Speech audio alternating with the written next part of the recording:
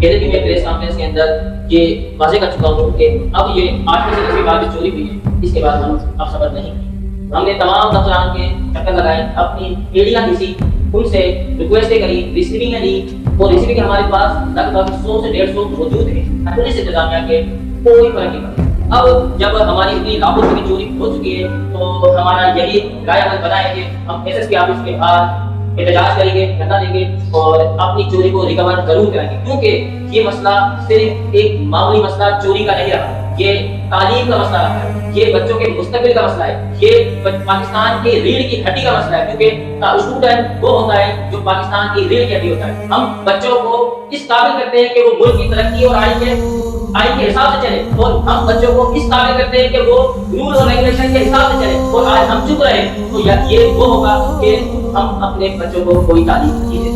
حق کے لیے آواز اٹھانا ہمارا آئینی اور قانونی حق ہے, اور انشاءاللہ ہم ان چوروں کو اب نہیں چھوڑیں گے. پولیس انتظامیہ سے صرف ہمارا اتنا ہی مطالبہ ہے کہ چوری ریکور کراؤ, چوروں کو پکڑو, نہیں تو استعمال ہو اپنے گھر پہ. جب نہیں پکڑ سکتے چور تو یہاں پر ہمارا کوئی کام نہیں ہے, ایس ایس پی ہو یا ڈی سی ہو, کوئی بھی ہو, ان سب کی ذمہ داری بنتی ہے ان چوروں کو پکڑے, ریکوری کرائے, چوروں کو ان کے رائے عمل تک پہنچائے. نہیں تو ہم آئی صاحب کے پاس جائیں گے, ڈی آئی صاحب کے پاس جائیں گے, سی ایم کے ساتھ پاس بھی جائیں گے, کورٹ میں بھی جائیں گے, سیشن کورٹ میں بھی جائیں گے, ہائی کورٹ میں بھی جائیں گے, مگر ہم اپنے مطالبات بنا کے جائیں گے. آج ہماری دوسری پریس کانفرنس ہے جس کے اندر ہمارے ساتھ تمام اسکول کے مینجمنٹ کے حصے دار بھی ملے ہیں, اور بھی ہم تصدیق کر رہے ہیں. تمام اسکول والوں کو ہم اکٹھا کریں گے اور ایس ایس پی آفس کا ہم احتجاج کا جو ہم نے دیے جملات والے انشاءاللہ وہ ہم ضرور کریں گے. نہیں تو جملات ہمیں کوئی اچھا لائبل بنا کے دیا جائے یا ریکوری دی جائے یا چوروں کے ساتھ